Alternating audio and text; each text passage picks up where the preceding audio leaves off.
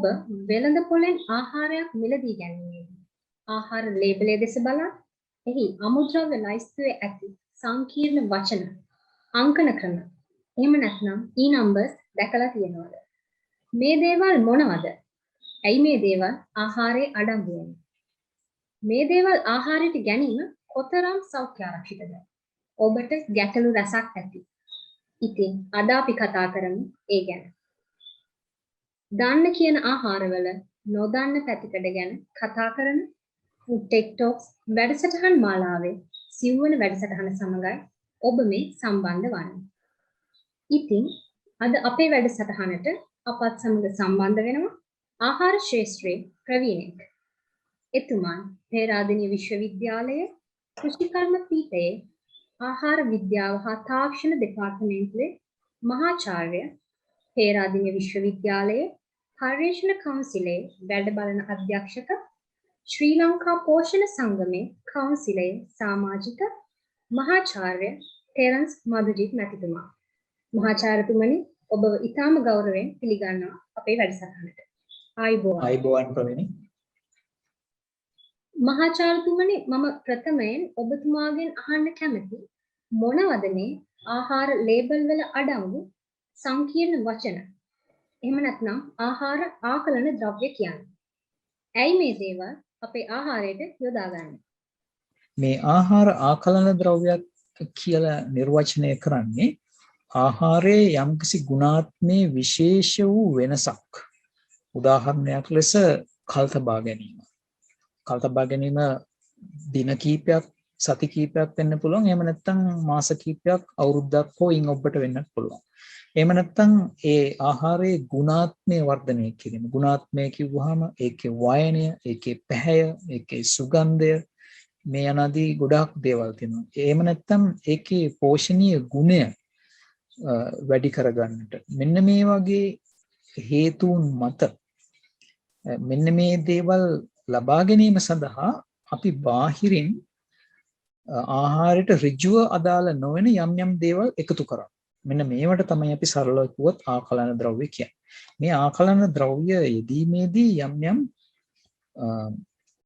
පිළිගැනීම් ලෝකේ පවතිනවා. ඒත් එක්කම එක එක රටවල් වල එක් රෙගුලාසි පවතිනවා.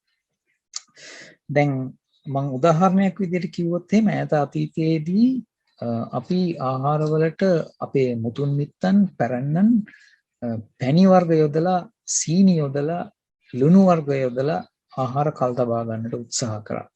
ඒ වගේම ගොඩාක් ඈත ඉතිහාසයේ නෙමෙයි අපිට ආසන්නතම ඉතිහාසයේ මේ මස් වර්ග කල් තබා ගැනීමට සෝඩියම් නයිට්‍රේට් කියන සංයෝගය යොදන්නටපත් වුණා. මේවා මේ ආකලන ද්‍රව්‍ය. මේ ආකලන ද්‍රව්‍ය වලින් බොහොමයක් රසායනික සංයෝග. එහෙම සඳහන් කළොත් ආහාරයේ තියෙන රසායනික සංයෝග තමයි. ඒ නිසා මේවට අනවශ්‍ය බියක් ඇති කරගත යුතු නැහැ.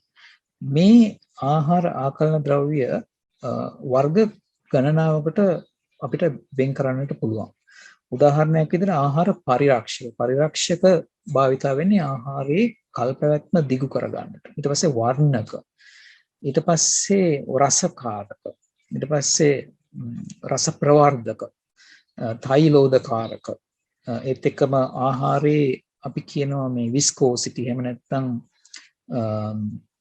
ඝනකම වැඩි කරගන්නට මේ වගේ විවිධාකාර වූ ආහාර ආකලන ද්‍රව්‍ය ලෝකේ භාවිතා වෙනවා. මේ ආහාර ආකලන ද්‍රව්‍ය භාවිතා කරන්නට සුදුසු නොසුදුසු තැන් තියෙනවා. උදාහරණයක් විදිහට පරිරක්ෂක අපි ගමු.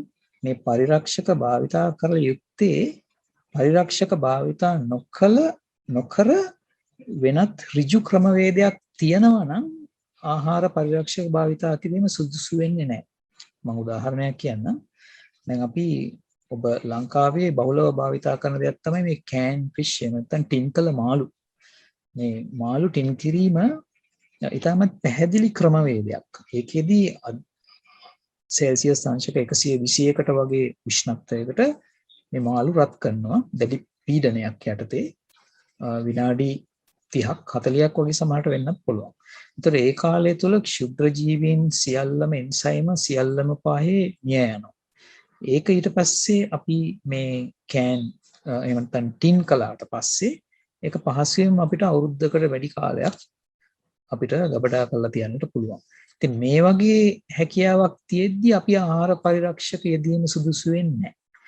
ඒත් එක්කම අපේ කුඩා දරුවන්ගේ වයස අවුරුදු 3ට අඩු දරුවන්ගේ ආහාර වලට අපි ආහාර ආකලන ද්‍රව්‍ය ඇතුළත් කිරීම අනුමත කරන්නේ නැහැ බොහෝ විට. ඉතින් මේ ආහාර ආකලන ද්‍රව්‍ය පිළිබඳව මම කෙටියෙන් සංක්ෂිප්තව සඳහන් කරොත් මේක තමයි මට දෙන්නට තියෙන පිළිතුර ප්‍රවීණ. බොහොම ස්තුතියි මහාචාර්යතුමනි. මම හිතන්නේ ඔබතුමා ඉතාම හොඳ ප්‍රවේශයක් ලබා දුන්නා අද වැඩසටහනට. දැන් මහාචාර්යතුමනි මේ E-numbers ගැන කතා කරනකොට සමහරුන්ගේ මතයක් තියෙනවා ආහාරවල අඩංගු නියම ද්‍රව්‍යවල නාමය සඳහන් නොකර ඒක හංගන්න තමයි E-numbers පාවිච්චි කරන්නේ කියලා. මෙහි සත්‍යතාවයක් තියනවාද? ඒ ඍජුව පිළිතුරක් දුන්නත් එහෙම සත්‍යතාවක් නෑ ඇත්තටම කියනවා නම්.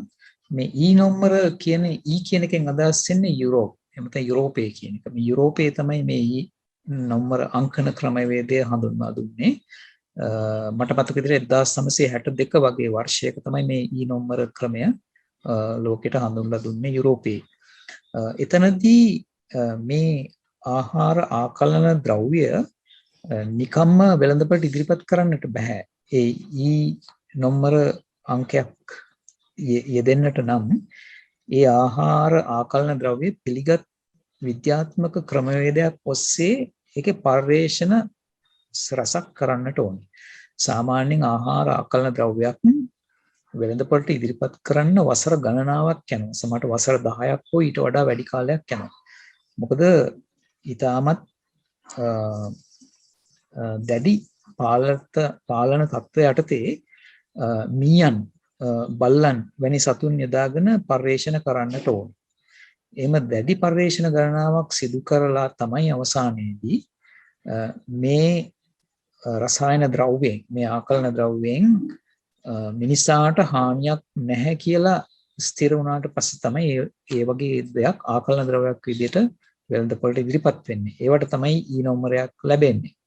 දැන් අලුත් ක්‍රමය තමයි ආහාර හා කෘෂිකර්ම සංවිධානයත් ලෝක සෞඛ්‍ය සංවිධානයත් එකතුව තියෙනවා පිටුවාගත් ආයතනයක් කෝඩෙක්ස් එලිමෙන්ට්‍රියස් කියලා. මේ කෝඩෙක්ස් එලිමෙන්ට්‍රියස් කියන ආයතනය විසින් හඳුන්වා දුන්න INS එහෙම නැත්නම් ජාත්‍යන්තර අංකන ක්‍රමය කියලා. ඔබට මේ INS අංකන ක්‍රමයත් E නම්බර ක්‍රමයත් ආසන්න වශයෙන් සමානයි. යම් වෙනස්කම් තියෙනවා. දැන් ඒකේ ආහාර ආකලන ද්‍රව්‍ය ක්‍රමානුකූල අන්දමකට පෙළගස්සලා තියෙනවා. මම උදාහරණයක් විදිහට කියන්නම් E100 ඉඳන් 199 දක්වා අංක යෙදෙන්නේ වර්ණකවලට. ඒත් එක්කම E200 ඉඳන් 299 දක්වා අංක යොදලා තියෙන්නේ පරිරක්ෂකවලට. තව උදාහරණයක් කිව්වොත් මේ 300 ඉඳන් 399 දක්වා කාණ්ඩයේ අංක ලබා දීලා තියෙන්නේ ප්‍රතිඔක්සිකාරක වලට. මේ වගේ 1600ක් විතර වගේ නම්බර යනකම් අපිට මේ E නම්බර දක්නට ලැබෙන වගේම INS නම්බරක් තියෙනවා. ඉතින් දැනට E නම්බරත් අංකත් INS අංකත් දෙකම කලවමේ භාවිතා වුණත් ලෝකේ දැනට වැඩිපුර පිළිගැනීමක් තියෙන ඇත්තටම අලුතෙන් හඳුන්වා දීපු INS අංකන ක්‍රමය. INS අංකන ක්‍රමය හඳුන්වලා දුන්නේ ඇත්තටම 1989 වර්ෂයේ. මේක සංශෝධනය කරන්නට යෙදුණා 2019 වර්ෂයේ. දැන් මේ ඔබ සඳහන් කළ මේ E නම්බර හෝ INS නම්බරයක් තියෙනවා කියලා කියන්නේ ඒක පිළිගත් ඒක විද්‍යාත්මක ක්‍රමවේදයකට අනුකූලව පර්යේෂණ කළා ඒක මනුෂ්‍යයාට හානියක් නොවේයයි තහවුරු කරපු සංයෝග ද්‍රව්‍ය. දැන් එක එක රටවල් ගත්තාම ඒ රටවල් වල ක්‍රමවේදයක් එහෙම නැත්නම් නීති රෙගුලාසි පවතිනවා. ලංකාවේ ගත්තාමත් මේ ආකලන ද්‍රව්‍ය වලට අදාළ රෙගුලාසි පවතිනවා. ඒ රෙගුලාසි වලට යටත්ව තමයි ඒ ද්‍රව්‍ය යොදන්නට ඕනි. එතකොට ලංකාවේ නීතිය අනුව යම්කිසි ආකලන ද්‍රව්‍යයක් ආහාරයකට යොදනවා නම් ඒක ලේබලේ පැකට්ුවේ හෝ එහෙම නැත්නම් කෑන් එකේ හෝ ඒ අසුරුම්කරණයේ බාහිර ලේබල් එකකින් පැහැදිලිව සඳහන් කරන්නට ඕනි INS අංකය හෝ E නම්බරය ඇතුළුව ඒ ද්‍රව්‍ය මොකක්ද කියන එකේ පොදු නාමය අවම වශයෙන් එක භාෂාවකින් පැහැදිලිව පෙන්වන විදිහට සඳහන් කරන්නට ඕන. එතකොට මේ INS හරි එහෙම නැත්නම් E අංකයක් තියෙනවා කියන්නේ ඒක මෙන්න මේ ආකාරයේ පිළිගත් ආකලන ද්‍රව්‍යයක් ඇතුළත් කරලා තියෙන බව පාරිභෝගිකයා එතකොට දැනගන්නවා. මහාචාර්යතුමනි මම ඔබතුමාගෙන් ඊළඟට දැනගන්න කැමති මේ ආහාර ආකලන ද්‍රව්‍යවල සෞඛ්‍ය ආරක්ෂිත බව කොහොමද කියලා. සමහර කියනවා මේ ආහාර ආකලන ද්‍රව්‍ය එන්නත E numbers කියන්නේ අනුමත කරන ලද වස කියලා. මේ ගැන ඔබතුමාගේ අදහස මොකක්ද? ප්‍රවීණි මේ තර්කය ඇත්තටම වැරදි. මා කලින් සඳහන් කළා වගේ E අංකයක් එහෙම නැත්නම් INS අංකයක් තියෙනවා කියන්නේ ඒ ආකලන ද්‍රව්‍ය පිළිබඳ පැහැදිලි ක්‍රමවේදයකට විද්‍යාත්මක ක්‍රමවේදයකට අනුව පර්යේෂණ රැසක් කරලා සාමාන්‍යයෙන් වසර 8ක් 10ක් මේ වගේ කාලයක් හෝ ඊටත් වැඩිය කාලයක් තුල පර්යේෂණ කරලා මිනිස්යාට හානියක් නොවේයි තහවුරු වුණාට පස්සේ තමයි ජාත්‍යන්තර සංවිධාන විසින් මේව එළියට වෙළඳපොළට ඉදිරිපත් කරන්නට ඉඩ ලබා දෙන්නේ. උදාහරණයක් විදිහට ඇමරිකාවේ ගත්තොත් FDA එහෙම නැත්නම් Food and Drug Administration ආහාර සහ ඖෂධ පාලන අධිකාරිය තමයි මේ බලය පවතින්නේ. ඒ FDA ආයතනය මගින් පැහැදිලි ක්‍රමවේදයක් හඳුන්වලා දීලා තියෙනවා. මෙන්න මේ යුරෝපයේ ඔස්සේ පර්යේෂණ කරපු ආකලන ද්‍රව්‍ය පමණයි නීතියෙන් සම්මත වෙන්නේ භාවිතා කරන්නට. එතකම යුරෝපයේ ගත්තොත් යුරෝපයේ ලෝක ආහාර සංවිධානයත් ආහාර කෘෂිකර්ම සංවිධානයත් ලෝක සෞඛ්‍ය සංවිධානයටත් අනුබද්ධව මේ ආයතන දෙකට උපදෙස් දෙන්නට පවතිනවා ඒකාබද්ධ විශේෂඥ කමිටුවක්. මේකට ඉංග්‍රීසියෙන් කියන Joint Expert Committee on Food Additives කියලා. මෙන්න මේ ඒකාබද්ධ විශේෂඥ කමිටුවේ තමයි මේ ආහාර ආකලන ද්‍රව්‍ය පිළිබඳ අනුමැතියන් ලබා දෙන්නේ, උපදෙස් දෙන්නේ මේ ආයතන වලට. එතකොට මේ වගේ අනුමැතිය ලත් මේ වගේ මම සඳහන් කරපු ආයතනයකින් අනුමැතිය ලත් ආකලන ද්‍රව්‍ය පිළිබඳව ඔබට බයක් ඇති කරගත යුත්තේ නැහැ. හැබැයි මෙහෙම E නම්බර එහෙම නැත්නම් INS නම්බර තිබුණත් අපිට 100%ක්ම හැමදාම මේක සෞඛ්‍ය ආරක්ෂිතයි කියලා කියන්න බෑ. මොකද විද්‍යාව දියුණු වෙනවා. දැන් ඒ වගේ උදාහරණ තියෙනවා. කාලයක් තිස්සේ යනකොට අපිට යම් යම් ගැටලු මතුවෙනවා පේනවා. එහෙම ගැටලු මතුවෙනකොට අපේ අර විශේෂඥ කමිටුව මම කිව්වේ ඒකාබද්ධ විශේෂඥ කමිටුව වසරකට සැරක් වතාවක් ලෝකේ ඒ රටක ලංකාවත් මේකේ නියෝජිතත්වයේ දරනවා. රටක රැස් වෙලා ඒ පහුගිය අවුරුදු කාලේ මේ ආහාර ආකලන ද්‍රව්‍ය පිළිබඳ පර්යේෂණ වාර්තා අධ්‍යයනය කරලා බලනවා මොනවා හරි යම්කිසි ගැටලුවක් තියෙනවද කියලා. ඒ වගේ ගැටලු තියෙන ආහාර ආකලන ද්‍රව්‍ය වෙන් කරගන්නවා. ඊට පස්සේ ඒගොල්ලෝ තීරණය කරනවා මේවට මොකද කරන්න ඕනේ. අපි භාවිතයෙන් ඉවත් කරනවද? එහෙම නැත්නම් භාවිතා කරන ප්‍රමාණය අඩු කරන්නට නිර්දේශ කරනවද? මේ වගේ දේවල් සිදු කරනවා. ඉතින් ඒ නිසා මේ සම්බන්ධයෙන් ලෝකය මේ විශේෂඥයන් නිරන්තරයෙන්ම අවධානයෙන් ඉන්නේ. ඒ නිසා මේ වගේ අනුමත කරන ලද ආකලන ද්‍රව්‍ය අනුමත ප්‍රමාණ වලින් අනුමත මාත්‍රා වලින් අනුමත ආහාර වලට යෙදුවාට යෙදීම ගැන ඔබ බිය විය යුතු නෑ. අවශ්‍ය බියක් ඇති කරගත යුතු නෑ.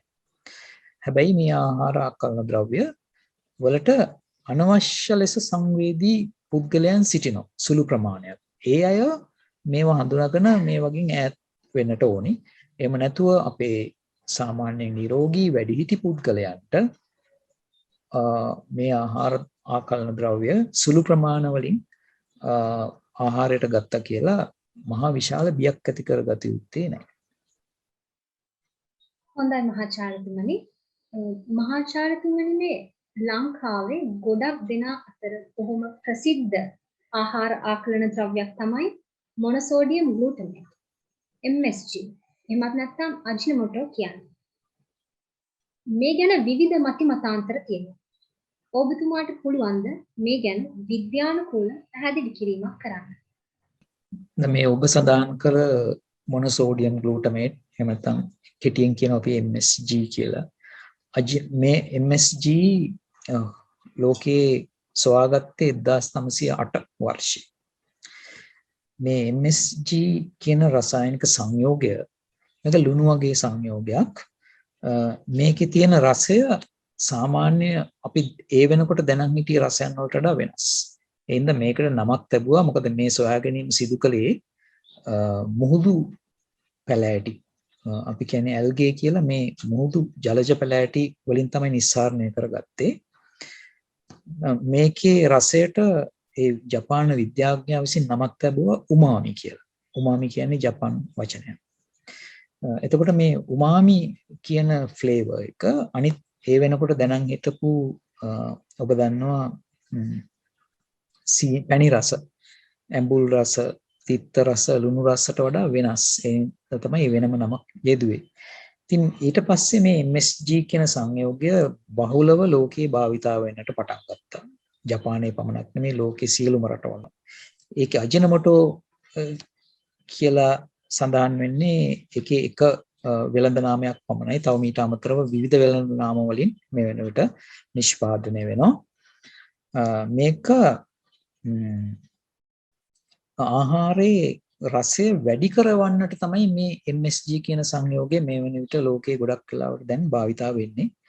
ලංකාවෙත් මේ MSG කියන සංයෝගය පමණක් නෙමෙයි තවත් සංයෝග දෙකක් ඩයිසෝඩියම් ඉනෝසිනේට් එක්කම ඩයිසෝඩියම් ගුවැනිලේට් කියලා සංයෝග දෙකක්ුයි MSG කියන සංයෝගය. මේ තුනම ලංකාවේ රස ප්‍රවර්ධක විදියට අනුමත කරලා තියෙනවා.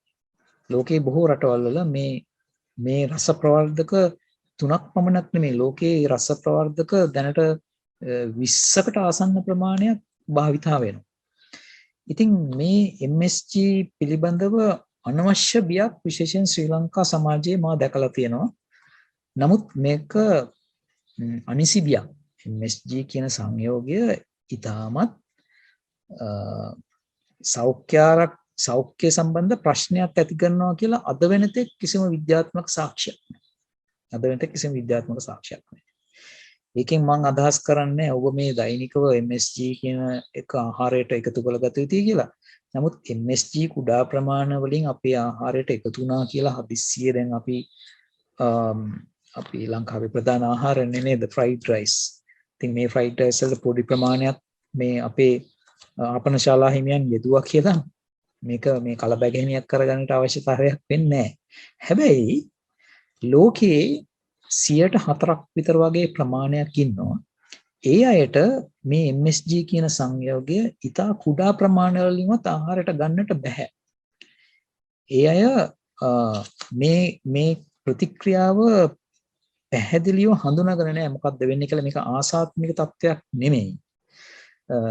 මේකට මේ ඉංග්‍රීසියෙන් කියන්නේ ඉඩියෝසින්ක්‍රටික් කියන තත්ත්වය. ඒක පැහැදිලිව විස්තර කරන්නට අමාරුයි. කලින් මේක හැඳින්වුවා හයිපර් සෙන්සිටිව් කියලා. සමහර අය අධිසංවේදී කියලා මේ සංයෝගයට. කෙසේ වෙතත් මේ අය මේ MSG සුළු ප්‍රමාණයක් හරි ආහාරයට ගත්තොත් ඒගොල්ලන්ගේ මූණ රතු වෙනවා, පළු එනවා, හිසේ කැක්කුම, මිග්‍රේන් පවා දුරට වර්ධනය වෙන්නට පුළුවන්. මෙන්න මේ නිසා තමයි මේ චයිනීස් රෙස්ටොරන්ට් සින්ඩ්‍රෝම් කියලා මේකට නමක් පට බැඳුනේ ගොඩාක් කාලයකට කලින්. එහෙම නැතුව මේ අය මේ සංයෝගයේ භාවිතා නොකළ යුතුයි.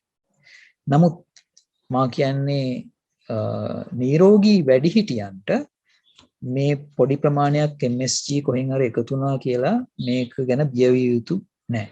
මේකේ පිළිකා හැදෙනවා කියලා කොහෙවත් ලෝකේ හොයාගන්නත් නැහැ. එහෙම නැත්නම් ටියුමර්ස් එහෙම නැත්නම් ගෙඩි හැදෙනවා කියලා කොහෙවත් හොයාගන්නත් නැහැ ලෝකේ. මේ MSG කියන්නේ මොනෝසෝඩියම් ග්ලූටමේට් කියන්නේ ග්ලූටමේට්. නැත්නම් ග්ලූටමික් අම්ලයේ ලවණය. ග්ලූටමික් අම්ලය කියන්නේ ස්වාභාවික ඇමයිනෝ අම්ලයක්. ඒක අපි කැමති වුණත් අකමැති වුණත් අපේ ආහාරවල තියෙන ඕන තරම්. ඒ උදාහරණයක් විදිහට චීස් වර්ග ගත්තොත් ග්ලූටමේට් විශාල ප්‍රමාණයක් තියෙනවා. ඔය යීස්ට් එක්ස්ට්‍රැක්ට් කියලා අර දුඹුරු පාට බෝතල් වල අපේ පාරිභෝගිකයන් තේ හදනවා වගේ හදාගෙන බොන්නේ අන්නේ යීස්ට් එක්ස්ට්‍රැක්ට් වල විශාල ප්‍රමාණයක් තියෙනවා. ඒත් එක්කම සෝයි සෝස් නැත්නම් සෝයා සෝස් ලංකාවේ බහුලව භාවිතා වෙනවා. සෝයා සෝස් වල විශාල ප්‍රමාණයක් තියෙනවා. ඒ හින්දා මේවා යොදන්නට ඕනි ආහාරයට ඉතාමත් කුඩා ප්‍රමාණ. අවාසනාවකට ලංකාවේ ආපන ශාලා හිමියන් අපි දැකලා තියෙනවා අනවශ්‍ය ලෙස විශාල ප්‍රමාණ වලින් යොදනවා. මේ පිළිබඳ ප්‍රශ්න මතුවෙන්නට පුළුවන්. නමුත් අදාළ කුඩා ප්‍රමාණ වලින් මේව යෙදුවට විශේෂයෙන්ම මේ අර ඉඩියොසින්ක්‍රටික් ප්‍රශ්න නැති වැඩිහිටි නිරෝගී අයට මේකෙන් විශාල ප්‍රශ්නයක් එනවා කියලා ලෝකයේ කොහෙවත් විද්‍යාත්මකව තහවුරු කරලා නැහැ. ඔබතුමා ඉතාම හොඳ පැහැදිලි කිරීමක් කළා.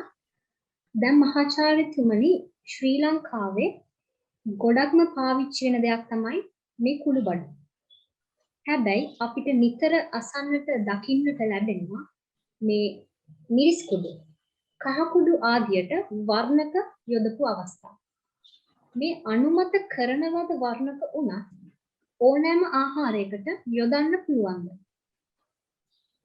හොඳ ප්‍රශ්නයක් ප්‍රවීණි. කුළුබඩු වර්ග වල මිල සාමාන්‍යයෙන් අධිකයි. දැන් ඔබ දන්නවා කහ පිළිබඳ ලොකු ගැටලුවක් මතුවුණා.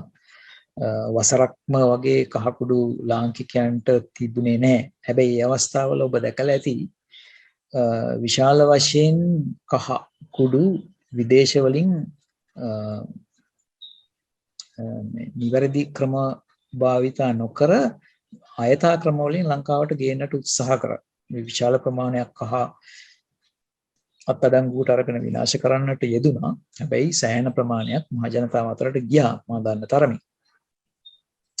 ඉතින් මේ වගේ මිලාදිකක් බව නිසා අපේ සමහර වෙළඳුම් මම කියන්නේ මේ සුළු පිරිසක් මේක අවභාවිතා කරනවා. මේ කහ මිරිස් 3-5 වෙනුවට මේවා බාලකරණය කරනවා. බාලකරණය කරන්නට ඔය පිටි වර්ග වගේ එක වර්ග භාවිතා කරනකොට ඒකේ වර්ණය තීව්‍රතාවය අඩු වෙනවා. මේ තීව්‍රතාවය නැවත වැඩි කරගන්නට මේගොල්ලෝ වර්ණක යොදනවා. මේ වර්ණක දැන් ආහාර ලංකාවේ ආහාර වලට අනුමත කරලා තියෙන වර්ණක 9ක් තියෙනවා. මේ කිසිම වර්ණකයක් කුළුබඩු වලට දාන්න කියලා අනුමත කරලා නැහැ. දැන් ඒ වගේ ලයිස්තුවක් තියෙනවා. දැන් උදාහරණයක් විදිහට මේ අමු මස් මාළු එළවලු පළතුරු වලට කිසිම වර්ණකයක් යොදන්නට බැහැ නීතියෙන්. නීතියෙන් තහනම්. ඒ වගේ කුළුබඩු වලටත් යොදන්නට බෑ. හැබැයි අපි 2017 වර්ෂයේ පර්යේෂණයක් කළා. මම බොරැල්ලේ වෛද්‍ය පර්යේෂණයත් එක්ක එකතු වෙලා එහිදී අපි දැක්ක දෙයක් තමයි අපි නියැදි විශාල සංඛ්‍යාවක් ලබාගත්තා කොළඹ දිස්ත්‍රික්කයෙන්. ඒ ලබාගත් සියලුම නියැදි කහ සහ මිරිස් මේ සිල්වරට විකුණන අර ගෝණිවල විකුණන කුළුබඩු තමයි අපි ගත්තේ. ඒවා විශ්ලේෂණය කරලා බැලුවාම මට මතක විදිහට 35ක විතර වගේ ප්‍රමාණයක් බාලකරණයට ලක් කරලා තිබ්බා.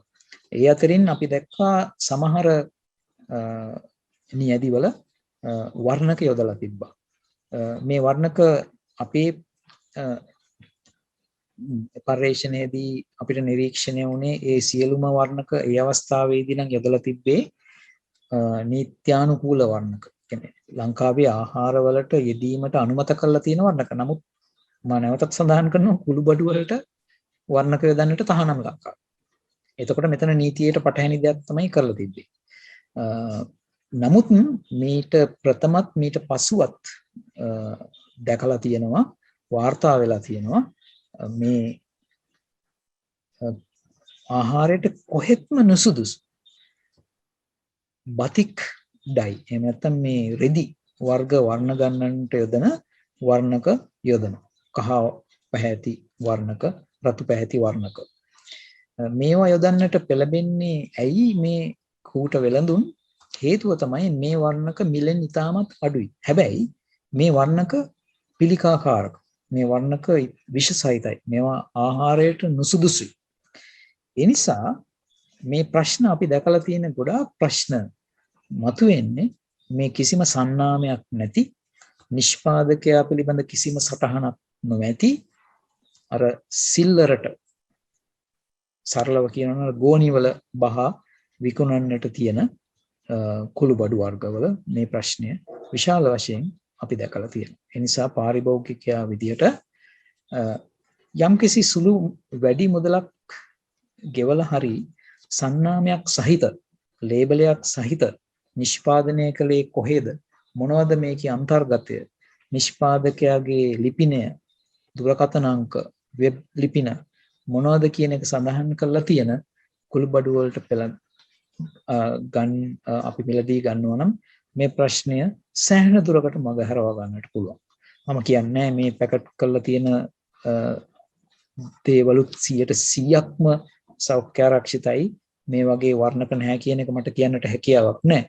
නමුත් අනිවාර්යයෙන්ම කියන්නට පුළුවන් අර සිල්ලරට විකුණන්න තියෙන ගෝණිවල බහලා විකුණන්න තියෙනට වඩා අනිවාර්යයෙන්ම මේ ආකාරයේ සන්නාමයක් සහිත ද්‍රව්‍ය සෞඛ්‍ය ආරක්ෂිත බවෙන් වැඩි කියන එක මට පැහැදිලිවම සඳහන් කරන්න පුළුවන්. ඒත් එක්කම අපි ළඟා වී සිටින්නේ වැඩසටහනේ අවසානයේ.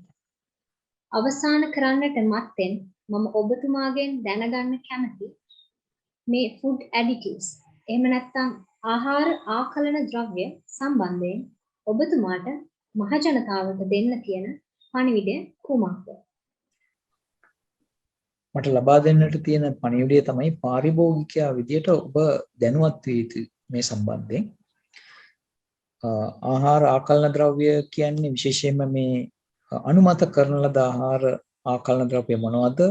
අනුමත කරලා නැත්තේ මොනවද? මේ පිළිබඳ අනිසිබියක් ඇති කරගෙනීම සාධාරණ නැහැ. අනවශ්‍ය බියක් ඇති කරගත යුතු නැහැ. අපි මේ සම්බන්ධයෙන් ගැටලු තියෙනවා නම් ඒ ගැටලු අපි අධ්‍යයනය කරන්නට ඕනේ. ඒ බඳ අවබෝධයෙන් ඉන්නට ඕනේ. ඒත් එක්කම මාධ්‍යවල පළවෙනි දේ පිළිබඳව අවධානයෙන් යොමු කරන්නට ඕනේ. විශේෂයෙන් මේ දිනවල නෙමෙයි දැන් මෑත කාලේ මේ සමාජ මාධ්‍ය ප්‍රචලිත වුණාට පසුව ඇතැම් නිවැරදි නොවන දේ මේ සමාජ මාධ්‍ය තුලින් ඕනෑතරම් දෛනිකව සංසරණය වෙනවා මම දැකලා තියෙනවා. ඉතින් ඒ නිසා ඔබ මේ ආහාර ආකලන ද්‍රව්‍ය ආහාර පිළිබඳ මනා දැනුමක් ලබා ගත යුතුයි. මේ වගේ වීඩියෝ එතකම පුවත්පත් නිවැරදි තොරතුරු ලබා දෙන. මා දැකලා තියෙනවා ඇතැම් විශේෂඥයන් යයි පවසමින් තමා නොදන්නා කරුණු මාධ්‍යයට හෙළි කරන මාධ්‍යයට යොමු කරන ඇතැම් අය නොය. ඒ අය කියන දේවල් 100% නිවැරදි දේ නෙමෙයි. ඒ නිසා මේ නිවැරදි තොරතුරු දැනගෙන අනවශ්‍ය බියක් බීතිකාවක් ඇති කරගන්නේ නැතුව අවසාන වශයෙන් කියන්නේ ආහාර ආකලන ද්‍රව්‍ය පුළුවන් තරම් අඩුවෙන් පරිභෝජනයට කරන්න උත්සාහ කරන්න. පුළුවන් තරම් ස්වාභාවික දේ ගන්නට උත්සාහ කරන්න. නමුත් අතරින් පතර ආහාර ආකලන ද්‍රව්‍යයක් දෙකක් තිබ්බා අනුමත කරනවා මං කිව්වේ. තිබ්බට මේ මහා බීතිකාවක් ඇති කරගත යුතු නෑ. ඒත් එක්කම ආහාර මිලදී ගැනීමේදී දන්නා පිළිගත් සන්නාමයක් සහිත ලේබල් තොරතුරු සහිත නිෂ්පාදකයා කවුද කියලා සඳහන් කරලා තියෙන නිෂ්පාදිත දිනය ඒත් එක්කම කල්ලි කුත්තන දිනේ ආදී මේ සියල්ලම සඳහන් කරලා තියෙන ද්‍රව්‍ය මිලදී ගන්නට උත්සාහ කරනවා නම් ඒක වැදගත්. ඒත් එක්කම අනිවාර්යයෙන්ම ආහාරයක් මිලදී ගැනීමට ප්‍රථම මේ ලේබලේ කියවන්න පුරුදු වෙන්න. ඒක තමයි මම කරන අවසාන ඉල්ලීම. පාරිභෝගිකයා විදියට ඔබ මේ ලේබලය අඩුම ගානේ විනාඩි 2ක් වියදම් කළා. වෙළඳපොලේදී මේ ලේබලය කියවන්නට උත්සාහ කරන්න. කවද්ද මේ භාණ්ඩය නිෂ්පාදනය කරලා තියෙන්නේ? කවද්ද මේකේ කාලය ඉක්ුත් වෙන්නේ? මොනවද මේ ආහාරය තුල තියෙන්නේ කියන එක කියවන්න. ඒ සඳහා ඔබට යම්කිසි දැනුමක් මේ වර්ණක පිළිබඳව, රසකාරක පිළිබඳව යම්කිසි දැනුමක් අවශ්‍යයි. මම හිතනවා මහාචාර්යතුමන්ගේ ඒ පැහැදිලි කිරීමත් එක්ක මේ නරඹන ඔබට ආහාර ආකලන ද්‍රව්‍ය ගැන තිබූ ගැටලු රසක් निराකරණය වන්නට ඇති. ඉතින් අද අපත් සමග සම්බන්ධ වුණේ පේරාදෙණිය විශ්වවිද්‍යාලයේ කෘෂිකර්ම පීඨයේ ආහාර විද්‍යාව හා තාක්ෂණ දෙපාර්තමේන්තුවේ මහාචාර්ය ටෙරන්ස් මදුජිත් මැතිතුමා. මහාචාර්යතුමනි, ඔබට බෙහෙවින්ම ස්තුතියි අද අපත් සමග සම්බන්ධ වුණාට. ඒ වගේම ඔබට ඇති ගැටලු ප්‍රශ්න අප වෙත ඉදිරිපත් කරන්න. පේරාදෙණිය විශ්වවිද්‍යාලයේ කෘෂිකර්ම පීඨයේ ආහාර විද්‍යා හා තාක්ෂණ සංගමයේ අපි සූදානම් ඔබට ඇතිවන ගැටලු ශාස්ත්‍රයේ විද්වතුන් සමග සාකච්ඡා කිරීමට. ඉතින් තවත් දවසක මෙවැනි වූ ෆුඩ් ටෙක් ටොක්ස් වැඩසටහනකින් ඔබව හමු වන බලාපොරොත්තුවෙන් අදට අපි සමුගන්නවා. ඔබට සුබ දවසක්.